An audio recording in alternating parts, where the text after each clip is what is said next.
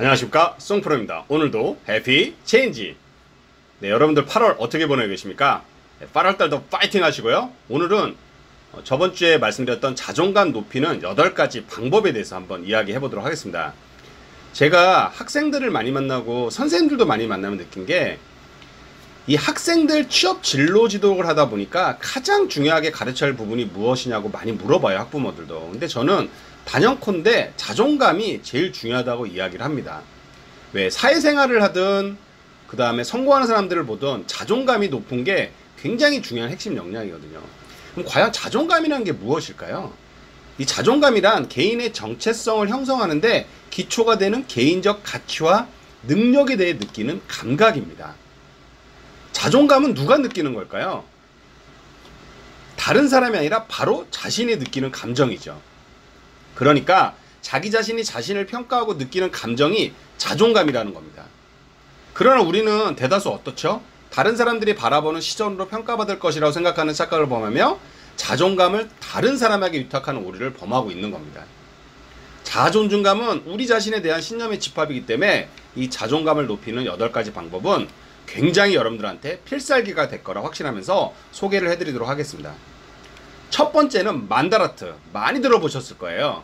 이 만다라트 기법은 일본 투수 오타니 쇼헤이라고 고등학교 시절에 본인의 투수와 타자를 겸하는 능력을 높이기 위해서 지속적으로 만다라트 기법을 활용해서 성공했다는 이야기였는데요. 여러분들도 한번 A4 용지를 꺼내놓고 이렇게 칸을 9칸씩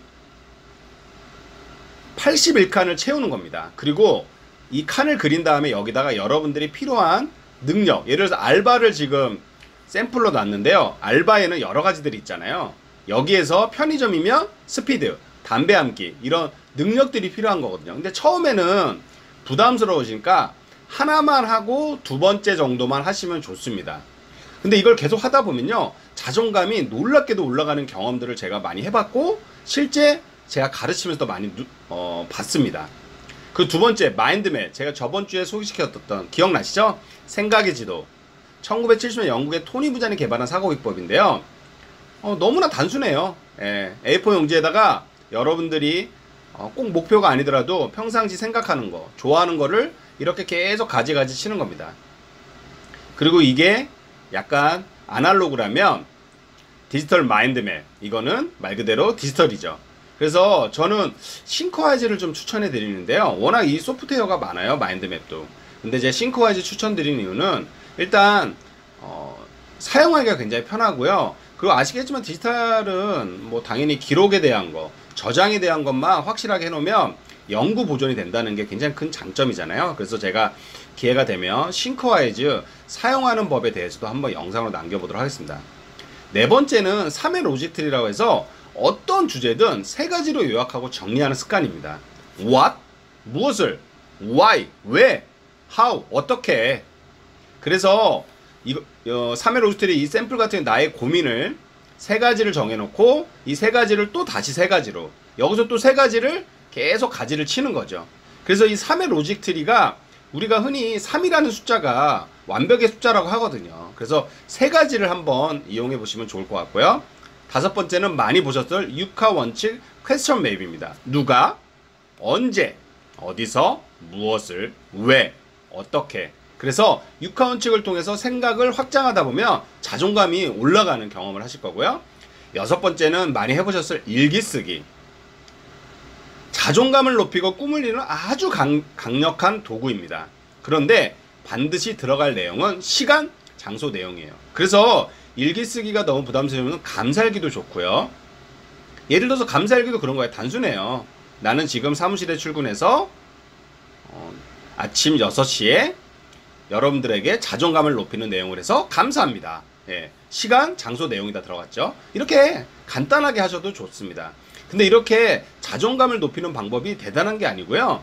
이렇게 가볍게 여러분들이 할 수 있는 환경에서 할 수 있는 걸 제가 소개시켜 드리는 거니까 일기 쓰기도 꼭 기억해 주시면 좋을 것 같습니다. 7번째는 인생 그래프라고 내가 어떻게 살아왔고 앞으로 어떻게 살아갈 건지를 인생 그래프를 그려보는 거예요. 그래서 기간을 설정하고요.